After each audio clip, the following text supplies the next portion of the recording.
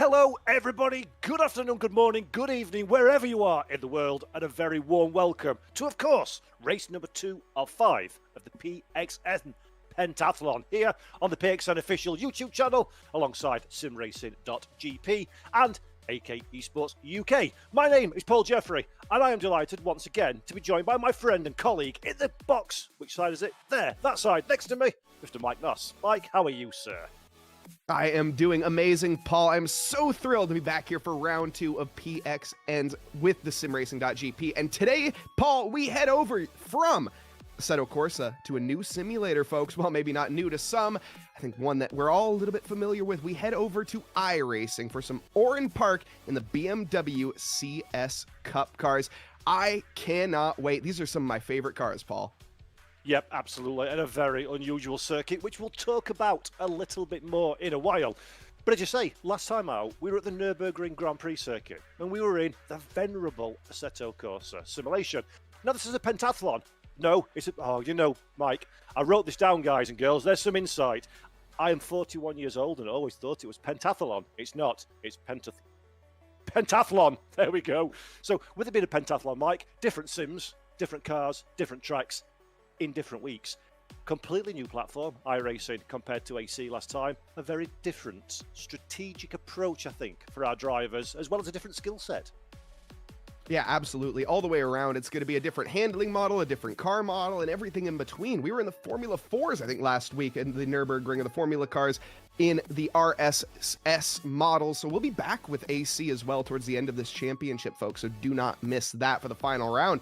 But we took Robert was the one that took the win last time around, and Lopez behind, Livings in third. Now we're going to see some new driver names out there, and we're going to see some driver names shaken around, shifted around a little bit, and in different spots. Now, some other new names that we might be seeing are the folks in chat, and I just want to take a moment to welcome everybody that's joining us here on the PXN official YouTube channel. If you guys are joining us after the fact and watching the VOD, we thank you tremendously for joining us. Hit that subscribe button, hit that like button, and while you're at it and down in the description, head on over, click on the links to go to the PXN's official website. You can check out their new VD series. If you're looking for a very affordable wheelbase, that is the place to start. The PXN VD10, I have heard really great things from last week. Some of the chatters using that. Let us know if you're using this equipment at home. Let us know what you have, what you think of it, and, well, everywhere else to go.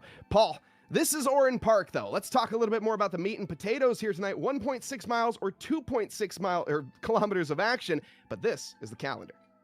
It is indeed. So as mentioned, the Formula cars last time out, the RSS Formula 4s in Assetto Corsa. We head over to iRacing, and my favourite thing in the whole world, a tin-top touring car, is the BMW M2 CS Racing Cup. Then we'll be going for something entirely different. It is, of course, the Ferrari 499P hypercar in Le Mans Ultimate, where, of course, the circuit of Spa, Francorchamps. Then we'll cycle back round to Kunos Software and a GT3 Brands Hatch Assetto Corsa Competizione. And then the calendar is rounded out by championship all motor racing fans will be very familiar with, the Renault Clio Cup. Back again at Donington Park on my local circuit, the Donington Park National Layout.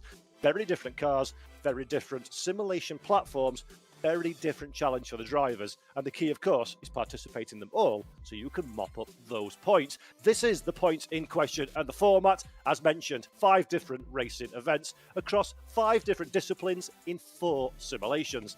Each event, each evening of racing, tonight being included, the drivers will race for first, second and third position and prizes that come with it. We'll talk about that one in a little while. Then the pentathlon itself, the drivers accumulate points over the course of the 5 events. Whoever has the most, and we'll talk about the scoring system in a second, will also be eligible for an even bigger prize pool.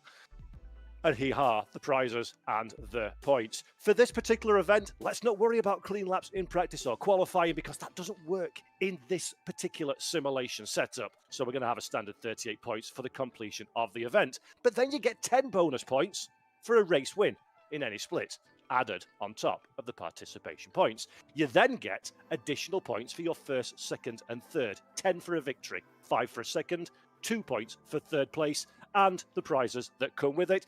And if you're a driver and you're streaming this one and you tag in with the hashtags, of course, SGP and PXN, you get 10 additional points for streaming. And finally, if that's not enough points on offer, methinks, you get a 1.5 multiplier if as a driver you complete in all 5 races of the PXN Pentathlon Series. Simple, isn't it? Very much so, and that 1.5 times bonus is going to be absolutely critical come the end of this championship. And on top of that, there are prizes every single week with prizes overall on top of it. First place in the overall championship at the end of this one is going to be winning a VD10 bundle worth $539. Second place, a VD6 bundle. Third, getting a VD4. Now, the individual races, you can end up winning yourself if you do participate or finish in first place like Robert did last week. You can find yourself getting a VD4 bundle. You can also find yourself if you finish in second, getting a CB1, and third, getting an HB. Again, all of these are over on the website as well. You can head over to pxn.com for more information. This, though, is the track on offer for tonight. Oran Park, maybe one thing you haven't heard about. It's a base game content here in iRacing, located over in Australia, just outside of Sydney in New South Wales. 12 corners, 6 to the left and 6 to the right. It's 1.6 miles or 2.6 kilometers. Very short, very aggressive, and not too many overtaking opportunities, Paul. As we get down into it, turn 1, going to be a very good opportunity. The Ricardo corner, you have the O'Brien aluminium dogleg. I just wanted to say that because I wanted to say it, to be honest. It's a terrible overtaking spot. But throughout it, there are some good overtaking opportunities, the sweeper, the Coca-Cola corner, and so on. But this also is a figure 8 track, Paul. We don't talk about that much. There's not many figure 8 tracks in existence. This, though, is one of them. Yes, do not adjust your set. That is not a poorly drawn Suzuka track map. It is indeed. We do have a flyover. It's a very unique track. It is the Oran Park circuit, a club circuit extraordinaire back in the day. Unfortunately, nowadays, it is a housing estate with a shop on it. The track is no more in real life, unfortunately, which is why it's all the more important, Mike, that we celebrate these things in virtual form. It lives on thanks to iRacing. And it's a difficult track. It's a path less travelled, I think it's fair to say, for many of our drivers. So there will be an element of you don't quite have the muscle memory of a Spa or a Monza. And as a broadcaster, I don't think I've ever done a race on this circuit before as a commentator. So there is a lot that I don't think we're going to have answers for until the checkered flag does fall in around an hour's time. No, and that's going to make it just that much more exciting, folks. And as we get into it here, we get to hop on board with one of the admins themselves out on track, Mr. Adam Ely, beginning the lap here on the anti-clockwise circuit of Oran Park. You thought it was confusing enough. Well, it goes the other way, typically, that most tracks do. But going into the first corner here through the sweeper, just a flat-out left-hander, easy in these cars, then into the Coca-Cola curve, onto the accelerator through the exit. You want to get onto as early as you can. Now, getting into the real twisty bits and the following sections. You're not going to be finding too many chances for overtakes through here unless you are bold enough. These M2s, they're a little bit wide as well, at least wider than we saw for the Formula 4 cars the last week. Also, similar horsepower, all things considered. These are very, very much momentum-based cars. Over the bridge we go there through the Yokohama, down the hill into the Foster's Dip. This is, again, a hang-on roller coaster section. Not going to be finding too many passing chances here. Really want to keep it between the mayo and the mustard. Again, as the off-track, there you see it's grass on the outside, grass on the inside. Keep it between the mayo and the mustard. Now through we go into Momo's corner, the left-hander coming up, and then getting ready to go down the hill to the O'Brien aluminium dogleg, which, come on, folks, it's aluminum.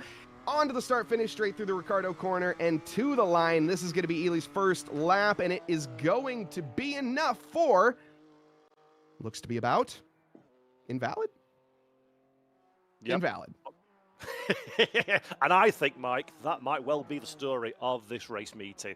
It's a difficult track to keep on track. It's a difficult track to try and set a valid lap time.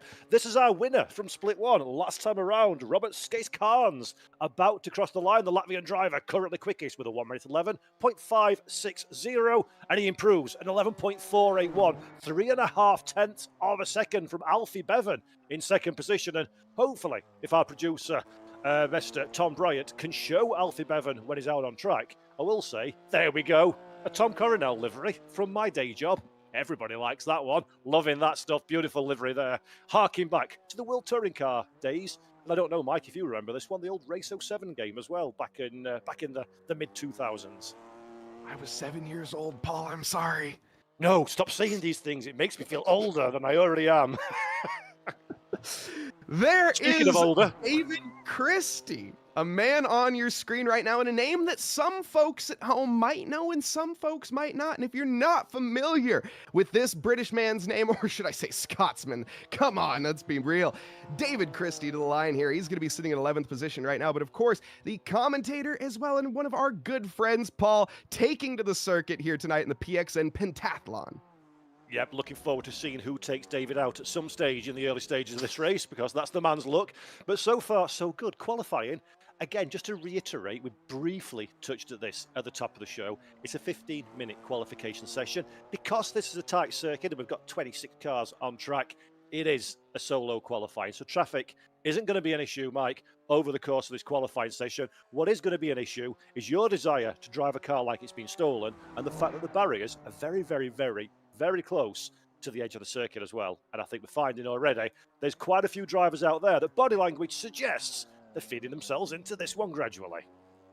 Yeah, I really wonder how much practice these drivers came into this one with. I feel like a lot of them are going to be slacking. Now, obviously, we have Robert Skystakans, who is, was back on top. Lozano, though, up on top right now by 1.5 tenths, really putting a gap between him and the rest of the field as well. But Roberts, we know, has the pace from Assetto Corsa. It's so fascinating to see the pace transfer into other simulators, Paul, when we have, of course, such different tire models, such different slip angles, different forms of acceleration, and different ways to save fuel. I know it sounds simple, but it can really make a difference when it comes to the length of these races. Obviously, 45 minutes, maybe not quite an endurance race, a short sprint race for some, but it's still going to be the little difference makers at the end. And we might not even see any pit stops here this week, Paul. Yeah, precisely. 120 litres is the fuel capacity of this BMW M2 CS Racing Cup. And I'm not going to pretend that I know if 120 litres off the top of my head is enough to get to the end of the race. But I am advised, and I'll caveat this, that the person wasn't very confident who was telling me, which is ironic because they're racing. They're not going to need a pit stop for fuel during the course of this race. So it will be, we believe, it will be a strategic decision. For me, that's going to be a very big ask to make a stop and be successful in this race. But we'll worry about that one because we've still got a few minutes left in qualifying. And I think this one, speaking of, Mike, could be quite a crucial session for these drivers. We've spoken about the tight nature of this circuit. It is a track that encourages a little bit of chaos, doesn't it? And it's probably wise to distance yourself as best as possible during queue from that potential chaos behind. Yeah, especially on the opening few laps. It's really going to be getting that groove and trying to find who you're racing with.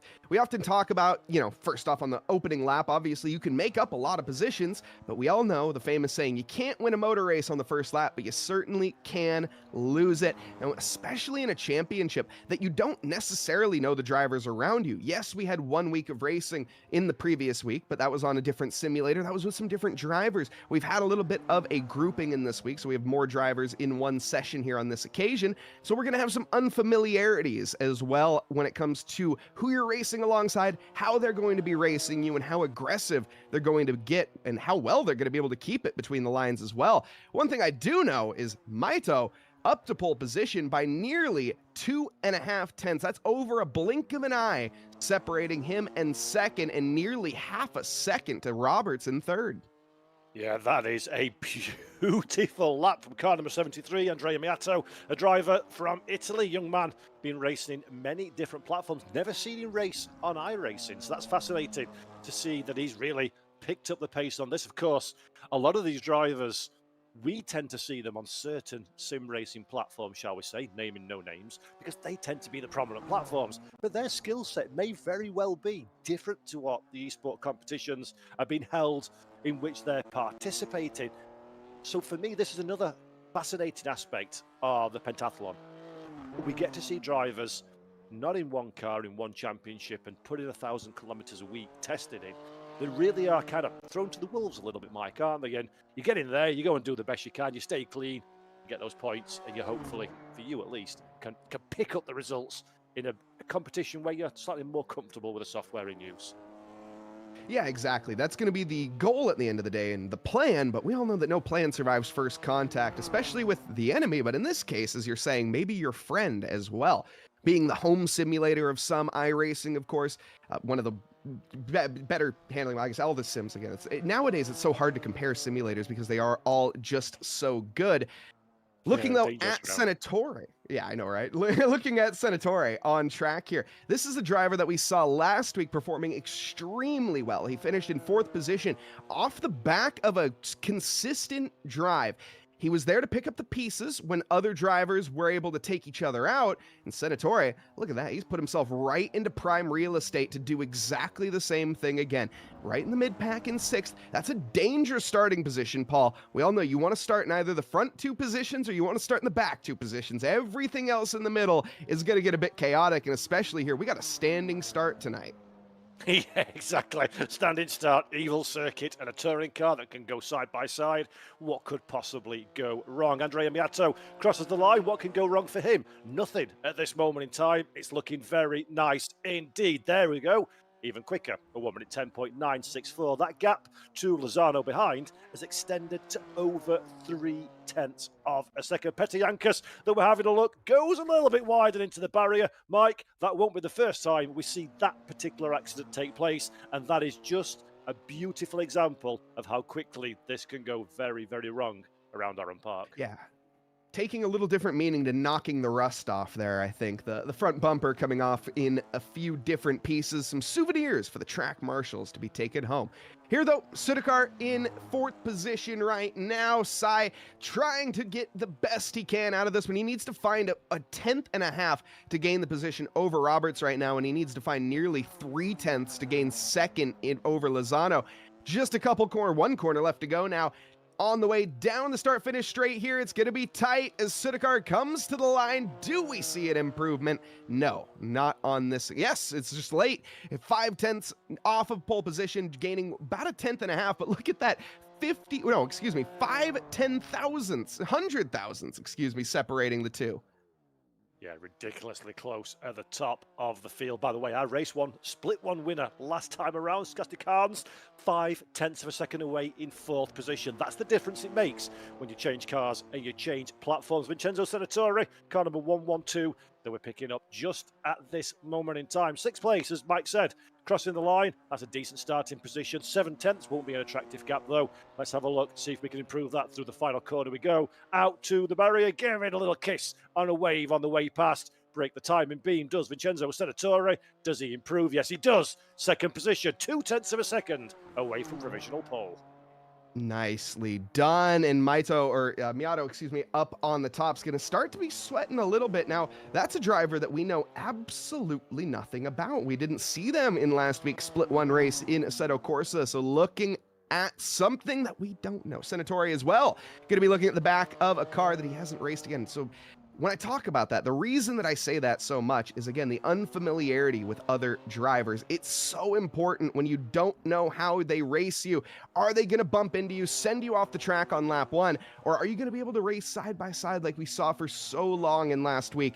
Unfortunately, still ending in devastation. Right now, Senatore, he's got one last attempt more than likely after this one. The lap times here are short, 1 minute 10 seconds, but you still got to make sure your tires are well within the window of operation to get through. But this is, in fact, going to be Senatore's last lap.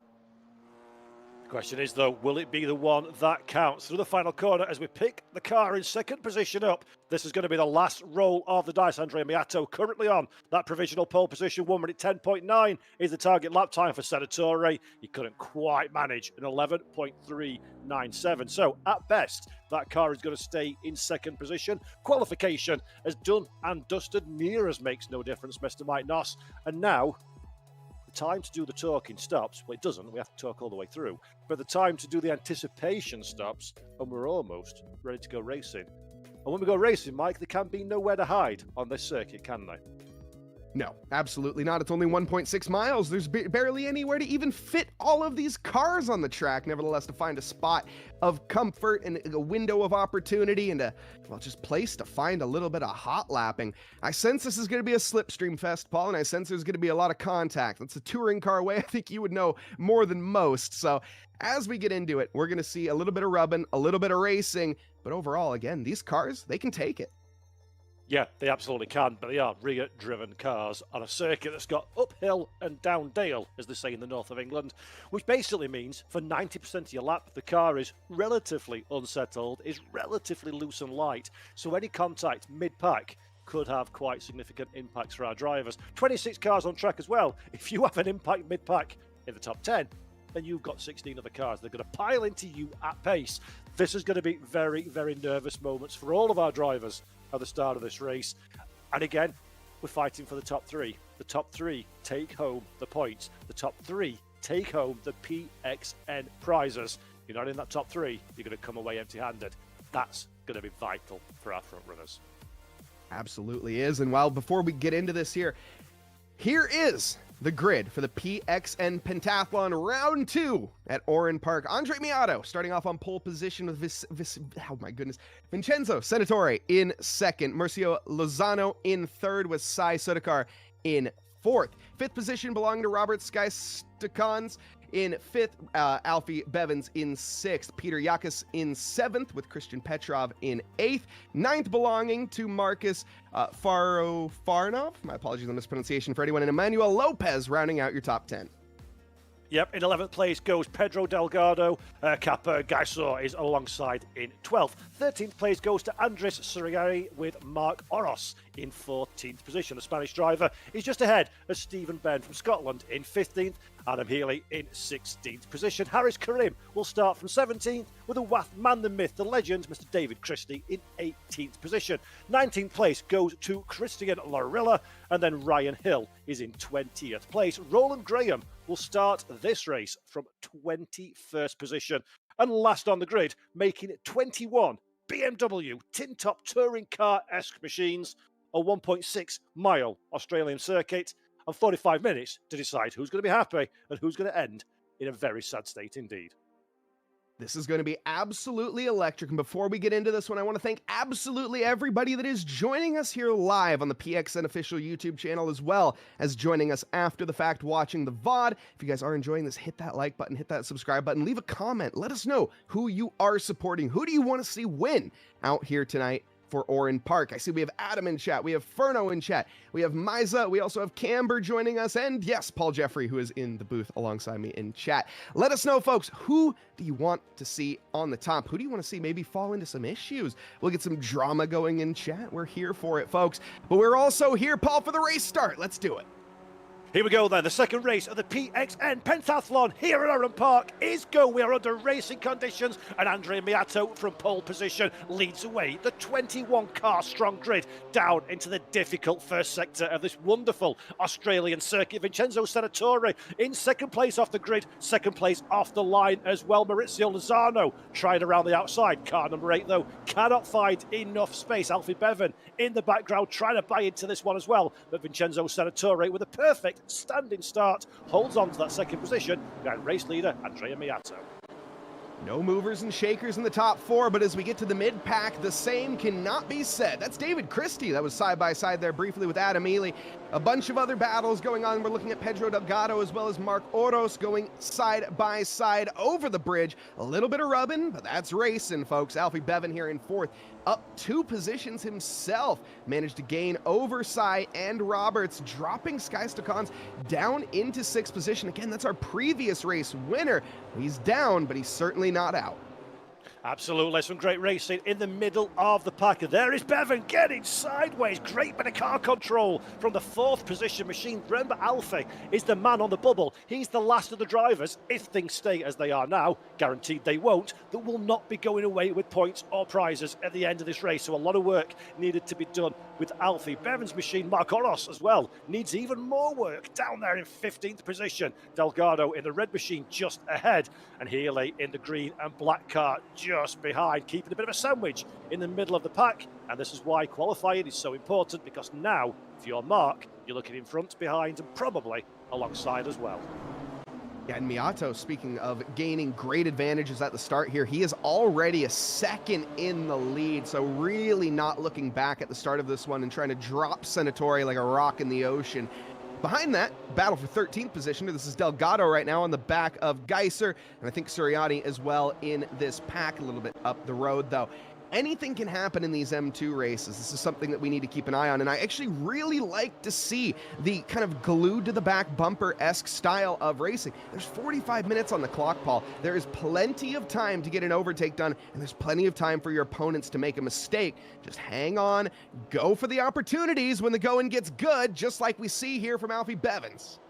Yep, he's under a lot of pressure, is Alfie, again sideways through those final couple of corners that open the door for side Prithvi Sudhakar to find a way past, and there is the white and black and green machine to the inside line. Will he get it stopped? Just about. Runs a little bit deep, possibly opens the door. It's kind of a half manoeuvre. There's the little kiss to the rear quarter. I said these cars are on a knife edge. Sudhakar proving the point very nicely indeed. A little bit of a tap, a little bit of assistance from Alfie Bevan on that occasion. That makes the pressure ramp up somewhat even further, and Yakas finds his way past. So from the attacker to the defender to down in 6th position for car number 9. Sudhakar is going to be chomping at the bit right now and seeing red. He just got a little bit, I think in his opinion, probably done dirty. He's going to be coming back now. You race as you were raced against, and Bevan maybe being a little bit overly aggressive, but still well within the rules. We have, though, Roberts still behind right now, and we know this is a man who likes to sit and wait. He'll capitalize on the opportunities that are given to him, but he's not going to go and stretch out a chance and risk something that isn't there. You can already see his car body language just sitting 4/10 in the background, looking a little bit to the left, looking a little bit to the right, but all things considered, once he sees Sudhakar and Yakas going full bore at each other, he's just going to slide right in and try to go on by. Let's see if it's going to be on this occasion, but no, not into the first corner this time.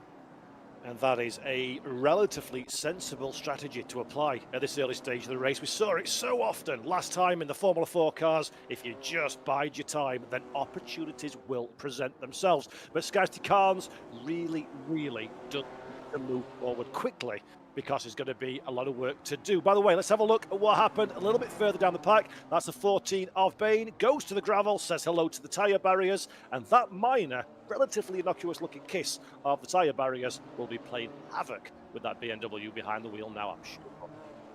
That's one of those cars that you say, just show my good side, as only one of the sides of the car is going to look showroom ready. No, Roberts, hold on for dear life. He couldn't.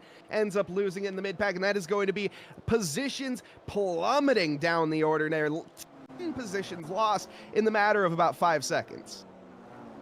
Well, that is devastating for our winner from Split 1. Let's remember yesterday in the, last week in the RSS F4 machine. So Snes Carnes drops down into 15th place, well and truly out of contention now as we pick up this fight for 5th position. There is Yakas that we're looking at now. Petter trying desperately to hold off Sudhakar behind. A little bit wide though, and into the stones as well. That's going to really be some pickup on those slick tyres. He's going to struggle for grip into the next braking zone. The inside line though is the place you want to be. But look at the lack of confidence on the stopping power of that car from Yakas. It just about holds on. But I think Sudhakar definitely is in the ascendancy. Yeah, Yakas is going to have to be weaving around more than a knitting grandma right now if he wants to hang on to this position. Sudhakar definitely looks to have the pace. Taking a look at the lap times as well, he's quicker by about 0.3 of a second on their overall best lap, but that's also on their last laps as well. So previous lap being the fastest for the two drivers. Fastest lap of the session currently though, a 1:11.3. That is nearly 1 second quicker than Peter Yakas in the overall pace. That just goes to show you that Miato, he is not looking back right now, already a 3-second lead. Yep, Andrea is a massively rapid driver. No surprises whatsoever. But let's have another look. This is a replay of our winner from the first race. And there we go. We've seen it so many times at this circuit, Mike. Catch a little wheel on the outside curb. it upsets the car and around it goes. But bravo for some great heads-up driving there to get out of the way really quickly before it turns into a bigger issue. And nearly saving the car as well. I thought when we saw that happen, I believed there was maybe a 10% chance that Roberts could save that one. Oh goodness, what is going on here? A little bit of a knife fight in a phone booth between Sudakar and Yakas, still at each other's throats right now. There's a little bit of rubbing, but that's racing, as we said earlier. Looking further down the order, Petrov, what is going on here? Yeah, Christian looks like a man in a world of disappointment at this moment in time, trying desperately to find his way, walk his way back onto the racing line. Delgado almost buys into the rear quarter of car number 2 as well. They managed to just about, more by luck than judgment, methinks, avoid contact. Oros in the background in 13th place would dearly like this fight to turn into a bit of something, to give him an opportunity. And I think right on cue, it could be exactly that one, Mike. Small mistakes all the way through this 4-car pack leads for quite an entertaining fight. It certainly does, but where do you pull the trigger if you're any of these drivers? Oh, Petrov struggling to keep it on the tarmac right now. He's managing to do so, but he is hanging on by a razor's edge right now. Oros gains the position there and now is going to be trying to make a move on to Delgado. Not going to happen, though. The first corner, not a great overtaking opportunity. High speed, high commitment corner, and it's very, very difficult to go for a late braking maneuver. You're just going to have to hurry up and wait now into the midsections. We've seen some overtakes happen here. What has gone on, though? Ryan Hill, he is, well, on a hill, going the wrong way, it seems. Yeah, Ryan managed to find the new housing estate they built at Oran Park, apparently, it seems. There we go, Ryan. That's somebody's back garden that you were in. The car's being recovered, thankfully, for the Englishman, but unfortunately for Ryan Hill. 18th position. There's only 3 cars behind himself, all of whom have been in some kind of strife at the start of this race. It's looking a little bit difficult. In fact, let's have a look at exactly what went wrong. All looking good through that final corner. It's caused so much drama in this race. And there we go. You can find 1,000 ways to lose a car through that last turn. And Ryan Hill went for the new and more imaginative version. That's one of my favorite TV shows. No, it's not that funny. Anyways, Lozano still on the back now. 5/10 to the good of Senatore in for 3rd position. Now, keep in mind, folks, this is a battle for prizes. There is monetary value, technically prize value, not monetary value, prize value on the line here. The CB1, who's going to take it? That's 2nd position in the HBS. Now, of course, any one of these drivers would like to have that prize, no matter which way we're talking about. But Lozano, he wants the P2. Now the gold, I don't know about that one. It's looking like Miato unless a miracle happens. Now, we did get a prediction in chat here, Paul, that says it's going to be very, very close on fuel. So we might see some drivers, maybe sooner rather than later, pulling into pit lane, taking a liter or 2 of fuel just to ensure they have enough to get to the end. That way, of course, that they don't run out on the last lap. That would be an absolutely devastating way to lose one of these prizes. It would, and that's a very difficult strategic choice to make as well, because testing is one thing. Oh dear, oh dear, oh dear. Skysty Carnes is going for a bit of a pirouette again. When it's not your day, it is not your day, says Roberts. The Latvian driver recovers back to the track, but all that good work that he did to try and recover is now well and truly thrown away. But yeah, going back to the point that you were making there, Mike, if I could remember what it was, I would answer it, but I can't, so I'll pass it back to you.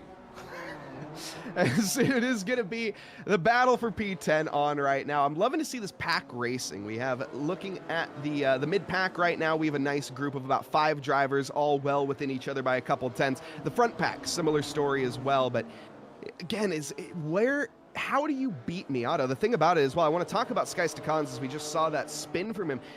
I'm getting the feeling that he's an Assetto Corsa driver. Now, of course, that's the pentathlon mentality, right? As we get to kind of predict this, maybe as we get back to the Kuno simulations later on in this championship, maybe we see Skysty Carnes sort of come back in the points and gain some over his rivals. Is this just going to be the fact that maybe he is not the most practiced in iRacing? And actually, as I'm getting word in my ear from our producer, Tom Bryant, he has default iRating. So this being free content, this might be one of his first times out on the iRacing circuit.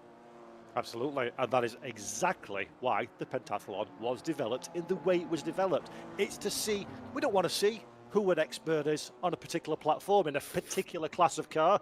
We want to see drivers, we want to see drivers, David, less than about that, the better, sir. We want to see drivers and what they can do, and what they can do across a spectrum of different cars, tracks, and platforms. The physics are the same. the physics are physics, car, wheels, grip, but the way that it's delivered can be very different indeed on a different simulation platform. So that's the fascinating aspect to this competition. Roberts probably doesn't like it though, but there's 5 rounds, Mike. There's still time to recover if you keep on the track and score those pentathlon points. Exactly. Anything can happen in motor racing, and anything can happen in pentathlon formats. Okay, that doesn't quite roll off the tongue as well as I thought. I didn't think it was going to. Either way, I might not be making any sense, but here, these drivers, they're trying to make the dollars out there. Lozano, currently rocking in 3rd position, still within the prizes. Senatore in the same position. He is currently sweating like a cow in a burger joint, and here we go on board. This is what it looks like from Lozano's point of view. Where do you go for the overtake? This is that game of chess at 200 kilometers an hour that we're seeing right now, Paul. Yep, it really, really is. You can see for yourself, can't you, from the onboard, just how tight this course is. And when I say tight, I don't necessarily mean width as well. I also mean the ferocity of the corners approaching. You can't position your car in advance, particularly around this track, because it's just turn after turn after turn. And Lozano, we're riding on board with now, looks like he's got the body language, he's got the pace, but he just can't find a gap. There's a bit of traffic in front, by the way. Don't worry about that one, Senatore. Trying to find a way past one of our lap cars, and something we've not spoken about, Mike, traffic will have a part to play in this race as well. Perfect visual example on your screen right here. Yeah, you got to get out of the way early here. Now, of course, the blue flags typically in these types of races are not necessarily a Formula One style blue flag where you have to get out of the way within 2 marshal posts. It's more of a warning to say, hey, you have some faster drivers approaching behind you. Just stay out of their way, please. It's easier said than done, especially on a track like this. Very tight, very windy. And when you're the back marker, you don't want to give up your time. You're not there to compromise your own race, as it is the responsibility of the faster driver to make the safe and clean overtake. But you also have to give a little if you want to get some back.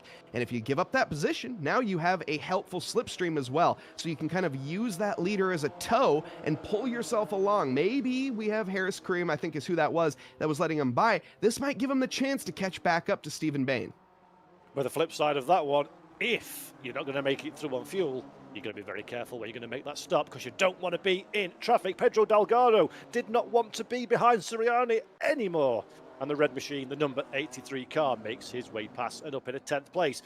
What that does do is that kind of shuffles the pack a little bit further back. Marco Ros having to try and buy into this one as well. The Spanish driver in 12th position would dearly love. Oh, there's a mistake. Delgado makes his way through. Oh dear. Unpick that one if you can. Casper is the driver that has to do the reversing. Will probably be the more frustrated. Oh dear. And then it doesn't rain, but it pours. Adam Ely and Robert Geisty-Carnes into the barrier and into a bad day. The gloves came off, and it looked like a midnight in a pub. I don't know. I'm not a UK guy either way. That was we don't go to the club. We don't go to the pub with gloves on. We don't go to the pub with gloves on. That's golf. Okay, fair enough. Either way, we'll catch a replay of that very shortly and attempt to break down what the heck we just saw. But it was a lot of chaos, a lot of carnage, and thankfully, it wasn't any of the drivers battling in the points right now, at least for the top. Lozano, still in that same situation. You've got to be getting frustrated right now if you are Lozano. But before we talk about that, this is Adam and Roberts here, Paul. Let's try to break this one down. Certainly during the live, it didn't look particularly appealing to see. So there is the initial mistake. And that's a very wide open door. So I don't see what's gone wrong. And I think Roberts just didn't recognise the overlap, Mike. Didn't recognise that Adam Ely was there. Oh, sorry, the number 10 was there. And away we go. Oh, it is Adam. I apologise. That is Adam Ely, in fact. So, oh dear. From hero to, I don't want to say zero for Roberts, but it's definitely been a bit of a humbling this night, hasn't it? Yeah, that move was about as useful as a speed bump on a runway, to be completely honest. Not doing anyone any favors. And Roberts, by the way, has dropped out of the session as well from the results earlier. It looks like this is another angle of the replay. No, this is the 15 and the 82, having a similar bout. And again, just to the 15 losing control and the rest just kind of falling. I wouldn't call that the fault of anybody, though, on that one. Yep, just one of those unfortunate instances in touring cars on a very tight circuit. Indeed, this is the fight for second position that we're looking at, by the way. During that bit of traffic, while we've unpicked all of the shenanigans further down the field, what this squabble has meant, Alfie Bevan in 4th position. buying into the fight. It's no longer two cars fighting for the bottom steps of the podium. It's now a three-way fight for second, third and fourth position. We're riding on board, perfectly on cue. Thank you very much, Tom Bryant, our broadcast producer. And just look at this one. It looks like fun, Mike, as a commentator, but a driver, that's two very difficult tasks that need to be achieved directly in front of you. This is exactly what Lozano didn't want. He needed to get the overtake done quick enough so that way Bevan now isn't a variable. Now it's not. Now you have to look in front of you as well as behind you. He's been doing all of this calculations in his head. Where am I quicker than Senatore? Where can I make the move? Now all of that is going to have to be thrown out the window, and you're going to just have to get a little desperate, I think, if you're Lozano. There you can even see him turning to the inside early. Now, was that a defense or was that an offense? I'm not sure, but I can see the desperation in Lozano's car body language right now. The gravel, by the way, flying on the circuit, you can see as every lap progresses. This is, of course, what's going to be unique to the iRacing simulator. You get to drag all that gravel from off the track back onto it, and that's going to cause a little slippery here and a little slippery there. Is that going to be the difference that Bevan needs, or Lozano? Maybe. You never know. Absolutely, lots of variables still to wash out. And while we're watching this really exciting fight, let's talk about something that's not exciting at all. Fuel economy. That may have something to play in this race, because we saw it in chat, Mike, didn't we? It was Adam Healy saying it's going to be marginal on fuel. If you're in a battle pack like this one, you've got to be a little bit careful. You've got to watch those numbers as well as pushing the fight. Yes, you've got the slipstream. Theoretically, that's going to help you on paper, but in the battle, you're going to be all guns blazing for the position, and this could have very big detrimental impacts on these three drivers' races as we progress. But for Vincenzo Senatore, only one task, and that's desperately defending second position that's looking increasingly vulnerable. Yeah, it is. And now to the inside, we're going to see Lozano making too desperate of a send. And as the gates get busted wide open, Bevan has found himself in second position, and a penalty almost certainly going to be headed the way of Lozano after that one. That was a bit of a bridge too far. Yes, that was a bit of a bridge too far, and I sent a message to Tom Coronel earlier saying, look, one of your liveries is on a broadcast I'm doing, and he's just sent one back saying that's normally how I overtake with that contact. So, good old Tom there watching on from afar, and his car, driven by Alfie Bevan, courtesy of, you mentioned this, Mike, at the top of the show, driving a little bit sensible, staying out of trouble. Alfie's done exactly that one, and look at this one. Here's your Christmas gift, sunshine. You've got a healthy and comfortable gap and easy streets in second place. It's almost like they did this format for a reason, and I think that some of these drivers are starting to figure this out. This is Lozano's POV, by the way. This is the overtake of, well, Titans, I don't know what you want to call it, but it certainly was a bit ambitious. The gap that wasn't there, tried to make it work. Was there technically a gap? Maybe. Was it a full BMW length or width? No, it certainly was not, and the results are the same there. And then we saw the positions drop. There is Oros all the way down in 9th. Yeah, sadly for Maurizio, we didn't see it during the live, but there was a secondary contact there. So the meatball flag has been waved at that car in virtual sense. And Maurizio Lozano is in pit lane making those repairs. So that drops that car down into the lower reach of the top 20. One small mistake, ladies and gentlemen, can spell disaster. And we've seen that one already for Lozano. That's going to be fuel. That's going to be information and knowledge for the rest of these drivers. How useful that will be over the course of the remainder of this race is yet to be seen. 25 minutes to go, believe it or not. Already 20 minutes in the book. Andrea Miato looking very comfortable indeed with an 8-second gap ahead of the pack. You know what I find just absolutely amazing at this point in the race? It is Andre Miato's lap times. I cannot believe how...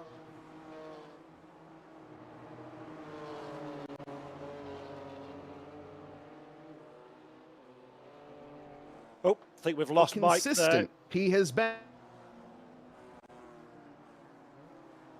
Yep, I think we've just lost Mike momentarily. Hopefully we will come back to him in a couple of moments' time. There's a little bit of traffic. Just get out of the way. Look at that one. Push you as close to the barrier as you can get. Goodness me. That was almost an absolute disaster. Somebody's off and visiting the hill in the background. Ryan will be well aware of that one. Ryan T. Hill a little bit earlier on. But Mike, hopefully you're back and hopefully you're sounding as beautiful as ever, sir. That's the hopes. As I've disconnected and reconnected and done nothing else, do we sound okay? We sound great. All right. Gotta love voice app that we're using right now, not to be named. Anyways, as we go back into the action, Mark Oros in for a fight now. Suriani and Petrov. Well, Petrov a little bit further behind, but don't count him out just yet. He absolutely can come back into this one, but seeing this fighting and seeing all the aggression, this is where we're starting to get into that pit stop phase, potentially, if we do have the drivers going to be pitting. Now, we still aren't sure, to be completely honest. Oh, what we are sure about is Pedro Delgado is off the circuit, and it looks like David Christie has been involved as well. Oh dear, Pedro Delgado, last time we checked in on car number 83, the red machine on your screen was in a battle pack of the ages. Looks like that one hasn't quite panned out as well as Pedro would have liked. Still in 12th position though, just behind Adam Ely, who's a little bit further up the road to the tune of a second. And let's have a look. What went wrong? David Christie is in the garish coloured yellow machine in front, brakes a little bit earlier than Delgado. Delgado gathers the car together on the first time of asking, and on the second time of asking, that was not a gap. Unfortunately for DC, the innocent victim in some rather enthusiastic driving, shall we say, from car number 83. Yeah, it was. Just a tip for the future, though, David. You can close the gap. You don't need to open it. It was a tempting one. That's a hard one to call, and honestly, I could even see it being boiled down to a racing incident. But thankfully, that's not my job to call. The stewards that we have here at PXN and Simracing.GP as well, of course, they are going to be the ones taking over that and doing all the stewarding, where me and Paul, we just have to call the action ahead of us. And isn't it wonderful indeed? In fact, talking of Simracing.GP, if we could have a look at Alan Healy for a few moments' time down there in 11th position. He's one of the administrators of SGP, of course, and one of the men that is responsible for putting this championship together alongside PXN Official and AK Esports UK broadcasting the race. Of course, Adam's car's got a fair bit of damage. It's up to you to decide whether the BMW looks better or worse with the front wing and grille missing. I'll leave that one to your own personal preferences, but for Ely, so far, 11th place, just outside the top 10. That's a decent climb through the field with Pedro Delgado very much for company behind. And maybe going to be ahead sooner rather than later. I thought he was about to make you eat your words there, Paul, but no, not on this occasion. Delgado picking discretion to be the better part of valor. As we go into the braking zone of the final corner, no, not quite. Ely leaves the space, though, and I don't think really wanted much part in that fight. Saw that Delgado had the pace and says, all right, you go, boy. Or did he? Is he going to be coming back now to the outside, Paul? I think he is. Side by side into the braking zone. He gives up. Okay. Yes, with minimal front downforce. That is definitely very, very brave from Adam Ely. Indeed, somebody's been off the road just ahead. There's the telltale smoke and gravel. Are you seeing laid down? Is that Petrov? I'm not sure, Adam Ely, though. We'll soon find out. In fact, what's happening there? Delgado is in front, so not quite sure what went on there. But for Adam, he's dropping back quite significantly, and it's rather unsurprising with all that damage. But it's a pentathlon. Finish the race, score the pentathlon points, finish every race of the 5 and get the 1.5 points bonus multiplier at the end. And it could be an entirely different story when we round out this season in, when did we finish it? 18th of September. Yes, indeed. We finish it off on Assetto Corsa as we head over to the final round. And why don't we go over the calendar while we have a brief little moment here, as we, of course, are taking part of round 2 in the BMW M2 Cups on Oran Park. Next week, September 4th, we are going to be heading over for the Spa Francorchamps in the Ferrari 499 in Le Mans Ultimate. There we go. And then September 11th, ACC GT3 at Brands Hatch. And finally, last but certainly not least, especially for Paul Jeffrey, some Clio Cups at Donington Park. That's September 18th. Beautiful championship, and my local track. I've spent far too much of my junior life down at Donington Park, so looking forward to that one. Looking resplendent in a virtual laser scan sense, of course, as well. But from Australia, from England to Australia, and keeping our eyes very firmly at Oran Park at this moment in time, Andrea Miato. Look at this one. Car number 73 is in first position. We've seen very little of this car for damn good reason, because the Italian driver has been faultless, Mike, so far. You know as well as I do, as a driver, often when you're in the heat of battle, you have the sixth sense, don't you? You step outside of yourself and it's all muscle memory and flow and skill. When you're at the front of the pack, you've got time on your hands, especially for Miato with all of this gap. It is so easy to lose concentration. Just make a mistake and do a 1980s center at Monaco and plant it in the barrier. This has been a powerful drive from number 73, hasn't it? Oh, it really has. And this car, it just looks as loyal as a Labrador, to be completely honest. You see there, another 111.6. That is a bang-on metronome consistency here from Andrea Miato. Really not showing any faults whatsoever. Again, fastest lap of a 111.2, and he's 0.4 off of it. And we're 26 minutes in, showing that tire wear is clearly not an issue. Fuel is clearly not much of an issue, and Andrea Miato, he is just going to be plugging along till the checkered flag falls. Or, as you said, anything can happen in motor racing, and it normally does, but it's going to take quite the miracle for Miato. But with back markers involved, you never do know. This is Senatore, and looks like David Christie getting involved here as a back marker as well. So seeing Sudakar, I think that is ahead getting held up. This might be a little bit of light in the eyes opening up for Senatore, but as we see there, David Christie, he gets out of the way, and I'm assuming we'll pay the same favor here to fourth. Yep, there we go. Good driving from David Christie there. Senatore completely unhindered in his pursuit of Sudakar in third position. And remember again, just to reiterate, if you're just joining this broadcast, a big warm hello on the PXN official YouTube channel. Welcome to the PXN Pentathlon, race number 2 of 5. The top 3 drivers are racing for the top 3 points and prizes as well. First place today, it will be a VD4 bundle worth $300. Second position, we'll get a CB1 button box worth $100.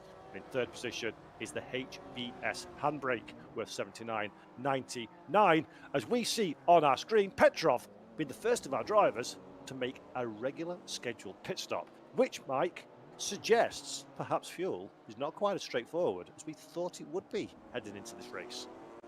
Yeah, I mean, I like it if that is the case. Now, I'm curious if it is scheduled, as nobody else has really came in. I see pit exit for Petrov, so he is going to be exiting in 17th position.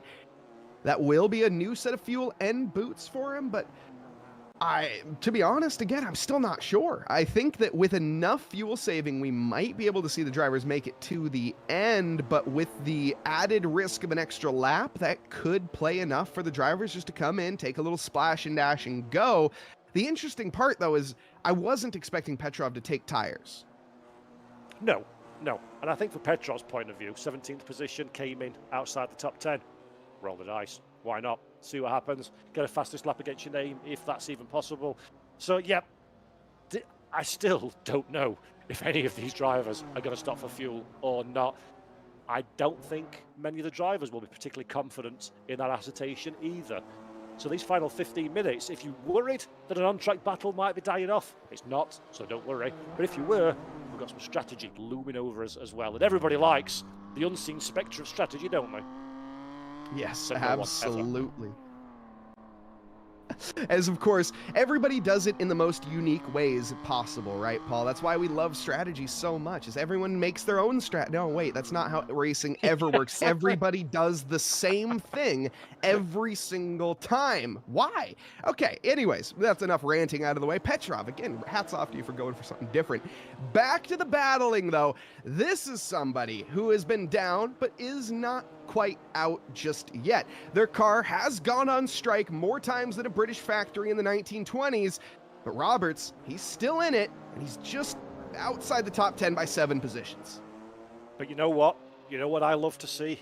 He won it last time quite comfortably, so obviously he's a man who's used to winning. He's nowhere near the victory, but he's still fighting hard. He's not giving up. He's not paying lip service to the checkered flag. He's racing hard, a little bit too hard, some might say, as Hill almost finds himself off onto the outer trackside furniture once again. But for Roberts, really, really, really good that he's still pushing hard and still racing hard as he learns and continues his iRacing journey. And oh my goodness, a dive bomb in the final corner. Yes, it's a back marker, but hey, we're through. It was for position. Oh my goodness, that was absolutely ruthless. And pit stops also, we have, looks like Farvanov into pit lane, and Petrov weaving around again himself, trying to make moves over Hill. Not going to be happening just yet. Petrov, the beast from the east, and the first man to make a pit stop here tonight. Yeah, fascinating stuff. And we saw a flyover very briefly, Suzuka-esque in the back shot. Mike was speaking about that one at the start of the show, as Kristin Petrov doesn't see a gap, but goes down the inside anyway. And around goes Ryan Hill, not for the first time today. Ryan in a little bit. Oh, so it was Ryan that was doing the attack. So not the first time we've seen that car in strife. And, you know, sometimes things just don't go your way. But again, credit to Ryan. He's holding out and he's continuing in the race as David Christie does a banger car impression. And that, is that a BMW or is that a stock car? I think he's leaving some radiator fluid behind as well. Unfortunately, that's gonna be a meatball flag for David Christie. And well, David, he is not Italian. He's not too into that. Into pit lane he goes, and that's gonna be his one stop. Now, I have had a consulting with ChatGPT, okay, and on pit stops here at Oran Park.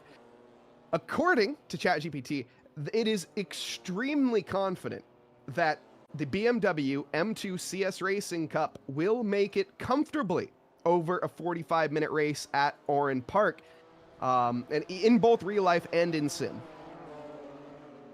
I am flush with doubt on the confidence of that statement, but you never know. You never know. Right then, let's pick out what happened to Stephen Bain and David Christie. DC in the front car, uses all the curbs a little bit more, gets a little bit bouncy, Bucky and Bory, takes the very deep line, says hello to the tyre barrier, no problem. On this occasion, be generous and call it torque oversteer. Realise it's not a front-wheel drive car, you can't say that one. So yeah, not optimal. Not optimal from Bain and Christie on that occasion, unfortunately. Nah, a bit of a, again, racing incident of just two into one, both cars trying to pick the same piece of tarmac and doing it at the same time, unfortunately. And the results, well, we all saw that. Taken out with ruthlessness, and a bumper left for the souvenirs of the marshals. On top of it, radiator fluid strung amongst the ranks, but the battling continuing on here for fourth. Not affecting this fight whatsoever. David Christie is going to be back out in 18th position, by the way, so still on the lead lap. Not going to be worried about that just yet. Senatore, though, he wants the prizes, and he wants them soon. We're running out of time here, Paul. We're nearly down to the last 20 minutes. We are indeed. We're coming into the sunset of the PXN Pentathlon here on the PXN official YouTube channel on Simracing.GP and broadcast by AK Esports UK. This is race number 2 of 5. These are standalone races, but all the points in the background also go together for the PXN Pentathlon.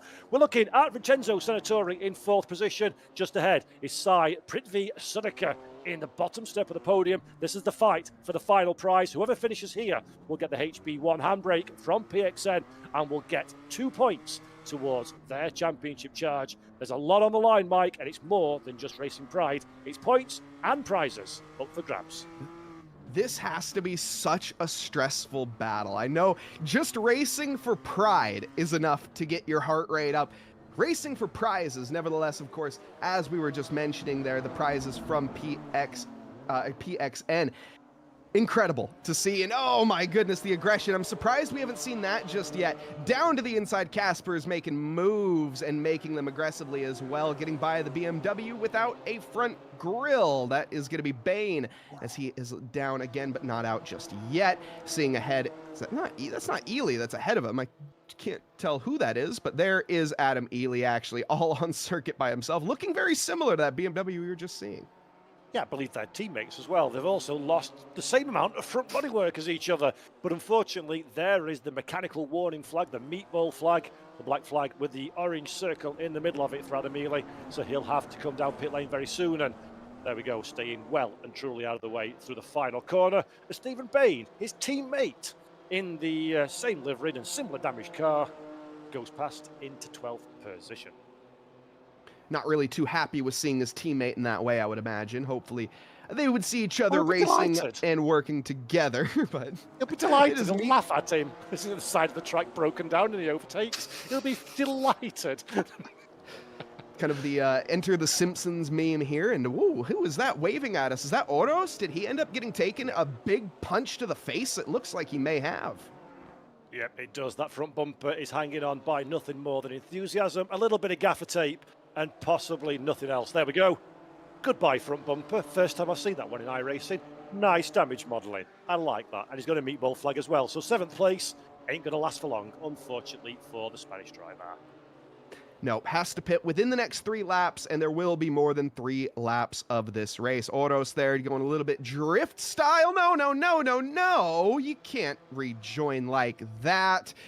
And that is going to be a penalty on no doubt for Oros. And was that Ely that got taken out? No, that was his teammate, unfortunately, that is left, well, crying. Yeah. Oh dear, apparently. Oh dear. Let's have a look at a replay then, Mike, between Oros and Hele a little bit earlier on. And so this is going to be the other teammate that we just saw. As, I'll be honest, I don't really know how to break that one down. A pirouetting BMW getting punched by another BMW, I think is the best description I have for that.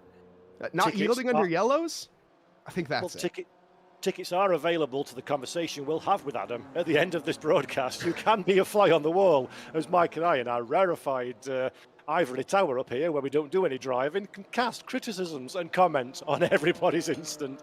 But yeah, real shame for Adam there, unfortunately. Very, very, very unlucky to be caught up in a bit of contact, having an accident all by himself. Seneca, in 3rd position, by the way, has worked quite hard while we've been watching all the dramas unfolding, and he's eked himself out a very comfortable looking 0.8 of a second gap from Senatore. Could this be a little bit of a final flourish from our 3rd place driver, Mike?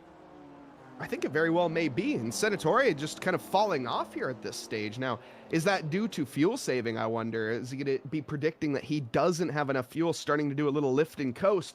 Looking at the lap times, well, interestingly, they're about... No, they're not dead even. Excuse me. Wait, that doesn't make any sense. Sudakar is a second slower on the previous lap and still managing to gap. So something has clearly happened on this lap to Senatore that has extended that 0.8 of a second. So we'll see. So I wouldn't count Senatore out just yet. In fact, I'd even go as far as saying I wouldn't count Yakas out either. Yep. If these two start dancing together and tangoing, we might see a 3-way fight for P3 coming in, and then who knows what's going to happen when it comes to the prizes.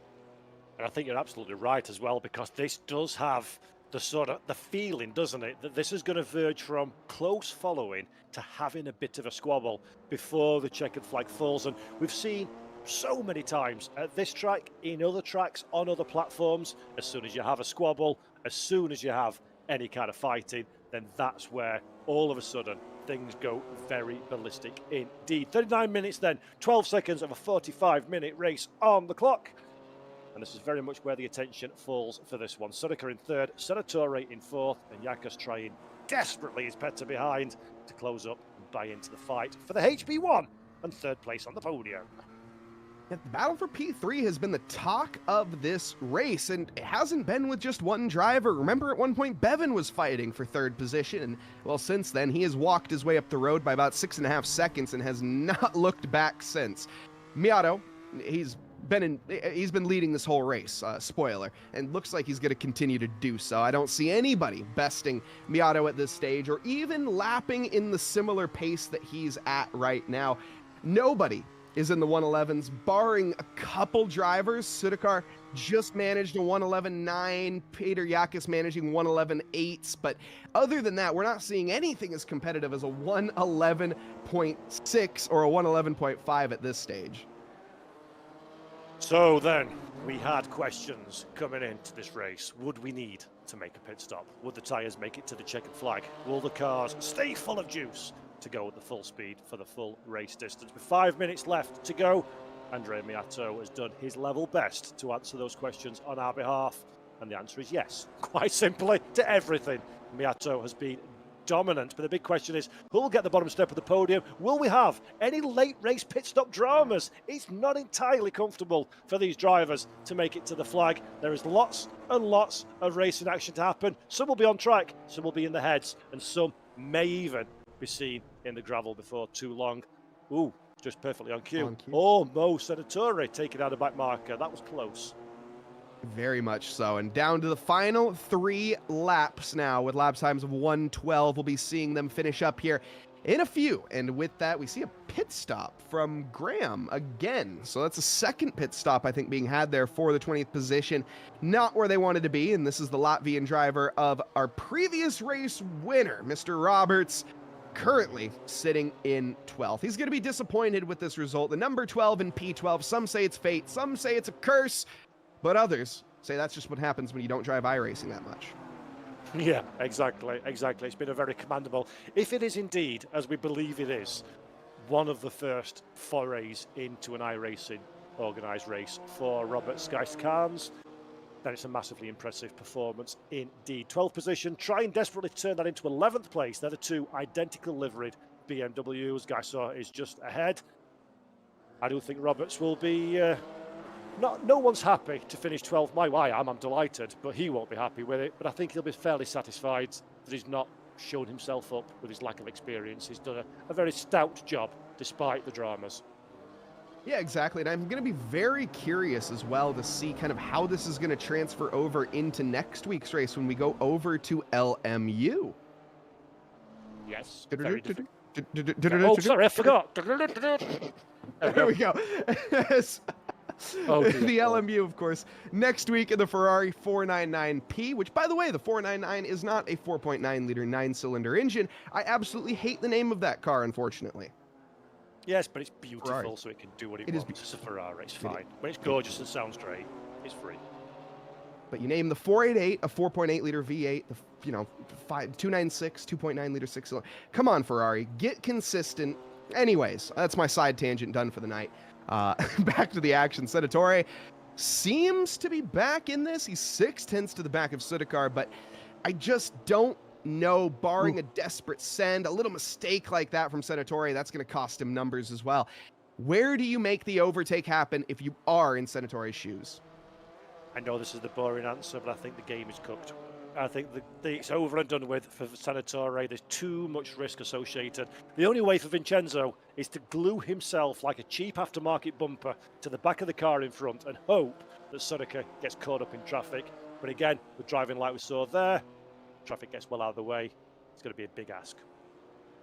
Let us know, chat. Who do you want to see take this one? Is it Senatore? Is it Sudikar? Or is it going to be Yakas? Is it somebody else? Maybe you want to see Bane take the podium. Now, I'm just going to be honest. That's probably not going to happen. But let us know if you do want to see that. This is going to be Suriani down in 7th right now, currently with not much of a fight. But this is a absolute mayhem of mid-pack. I don't know what's going on here in terms of back markers.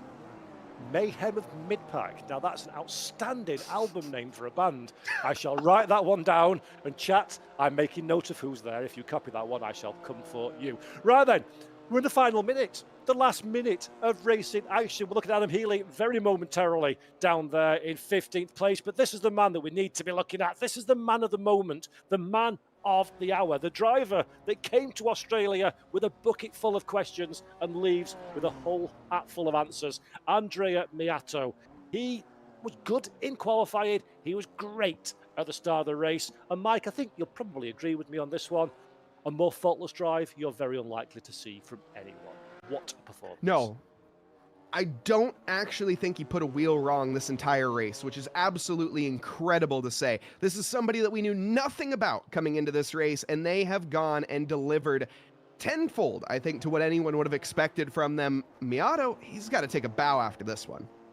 Absolutely. So then, let's follow our race leader through the final few corners. The last time that we'll be at the wonderful Oran Park in iRacing as part of the PXN Pentathlon Series. Through the final few corners we go. Andre Miato, will he be able to deliver a commanding race victory and with it take the prize of a PXN VD4 bundle? The last turn, the gravel is out on the racetrack, but it's no problem for our Italian driver. Andrea Miato, lights are ablaze, the checkered flag has been taken, and with it, victory in Australia by 12 seconds from Alfie Bevan in second position, as Sai Sedeka rounding out the podium for what has been a very, very entertaining 45 minutes of racing. Vincenzo Senatore gives it his all to the very last second, but it was not enough. Senatore finishes in 4th, just outside of the points and the prizes. Yakis finishes in 5th, Lopez 6th, Suriani in 7th, Delgado 8th, Oros 9th, and rounding out your top 10 is going to be Maxim. Fantastic stuff. Adam Healy not quite had enough at this moment in time. Their teammates remember it is Adam Healy at the head of the pack. Stephen Bain just behind. Both of those BMWs looking resplendent in their custom livery have been repaired, but who can make it just a little bit deep for Healy? He's made the biggest mistake, scared off the racing line by Stephen Bain, and the teammate battle goes the way of the Scotsman. Bain in 15th, Healy in a disappointed 16th position with a mistake at the final corner. Let's remind him of that one every week between now and the end of this competition. And that, folks, is why you don't drive in your rearview mirrors. Yeah, precisely. Well, unpick that one if we can, Mike. 45 minutes of racing action, a commanding victory, and overtaking from pretty much everybody. Lost the front bumper, didn't they, at some point? Yeah, there was quite a bit of chaos, quite a bit of carnage, and a lot of contact, and especially in our top 3 where we saw the dramas. Keep in mind, Miato, he started in pole position, he finished in pole position. Senatore started in 2nd. Well, he didn't quite finish there. Here are the results, folks. It's Miato. There we are up at the top. Alfie Bevins finishing in 2nd there with the number 13. He started in 4th, by the way, so up 2 positions from where he finished, or where he started. Sai Sudakar managing 3rd position, despite the fact that he started in 5th. Vincenzo Senatore, 4th position, and managing it just. Peter Yakis 5th, Emmanuel Lopez in 6th, Andres Suriani in 7th, Pedro Delgado in 8th, Mark Oros in 9th, and rounding out your top 10, Maxim Faravanan. My apologies. Yep, our race 1 winner, our set 1 winner from last time around, Roberts Saikans in 11th place, Kasper Gaisor 12th, 13th place Kristen Petrov, David Christie a great 14th position in the end despite all the drama, Stephen Bain, Adam Healy at the last corner sorted that one out for 15th and 16th place, Christian Larilla finishing 17th, Harris Karim 18th position, Ryan Hill plenty of off-track moments for him, 19th at the checkered flag, Roland Graham and Maurizio Lozano round out our 21 drivers from the second of 5 race events for the PXN Pentathlon. Let's not forget. Well, Mike, you and I spoke off camera about this one being a tricky circuit in which to race.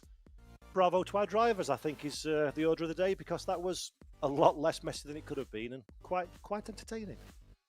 Yeah, Paul and I were worried about a little bit of chaos in this one, and we're not going to lie. We thought that the mid-pack was, or at least I thought the mid-pack was going to tear itself apart before it even begun, ravagely and savagely, and every word that you could ever possibly add into it. We didn't see that. We saw some very respectable racing. We saw some fun racing, and we saw some mistakes and dramas, which I absolutely love to see, especially from our previous winner as well. It just adds that extra drama. The pentathlon format, going from one sim to the next sim, it shows strengths, it shows weaknesses, and it shows everything in between, and we saw that here tonight, and I assume when we head over to LMU, we're going to see the same thing. Yep, absolutely. And if you enjoyed that one and you like Le Mans Ultimate, or you just enjoy the banter that we have on broadcast, put a date in your diary. We're back again on the 4th of September on the PXN official YouTube channel in Le Mans Ultimate at Spa-Francorchamps in the Ferrari hypercar. Very different challenge. It's going to be fascinating to see what our drivers can do, and hopefully it's going to make a fascinating race. Mike, before we say goodbye, I won't be here for the next one, unfortunately. I've got the day job to go and do, which is no bad thing to say the least. Rounding, final thoughts, sir, before we say goodbye to our wonderful, wonderful audience at home. I just can't wait to see who is going to fail next week. And I mean that in the nicest way possible. Again, this format adds such an exciting variety into the racecraft because we don't know who's going to perform any week. Is it going to be Roberts? Is it going to be anyone else? Let's find out, folks, next week. Yep, let's find out indeed. So this is a broadcast brought to you by AK Esports UK on the Simracing.GP platform for PXN Official. Hope you've enjoyed the broadcast. I've been Paul Jeffrey. That gentleman there has been Mike Noss. In the background has been Tom Bryant. and of course, you good people watching from home. From us all, much love. Until next time, thanks for watching, and goodbye.